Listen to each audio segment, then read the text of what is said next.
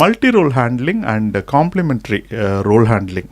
அதாவது கடிவாளம் போட்ட குதிரை மாதிரி ஒரு பக்கமே பார்த்துட்டு இல்லாமல் இன்னும் கொஞ்சம் அடிஷ்னலாக சில ரெஸ்பான்சிபிலிட்டிஸ் எடுத்து நீங்கள் செய்யும் பொழுது உங்களுக்கான சேலரி இன்க்ரீஸ் ஆகும், இன்டிஸ்பென்சிபிலிட்டி இன்க்ரீஸ் ஆகும் அப்படின்னு நான் ஃபீல் பண்ணுறேன்.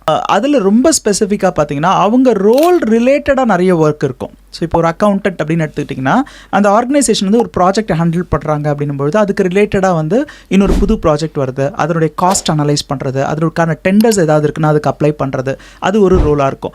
அகைன் வந்து இவங்க டிரான்ஸ்போர்ட்டேஷன் ரிலேட்டடாக கூட்ஸை வந்து அனுப்புறது, அந்த மாதிரியான வேலைகள்னால் அதுக்கு கோஆர்டினேட் பண்ணுற வேலையும் அவங்க கையில் எடுத்துக்கலாம்.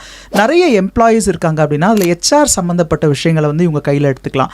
அதுக்கு ரிலேட்டட் கம்ப்ளைன்சஸ் இருக்கும், பிஎஃப், இஎஸ்ஐ, லேபர் லா மாதிரியான கம்ப்ளைன்சஸ் இருக்கும். சில சமயம் அக்கௌண்டன்ட்ஸ் வந்து மொத்தமாக இந்த மாதிரியான விஷயங்களுக்கு நெக்ஸ்ட் லெவல் கன்சல்டண்ட்டை மட்டுமே டிபெண்ட் பண்ணியிருப்பாங்க. நான் நிறைய இடத்துல பார்க்குறேன்.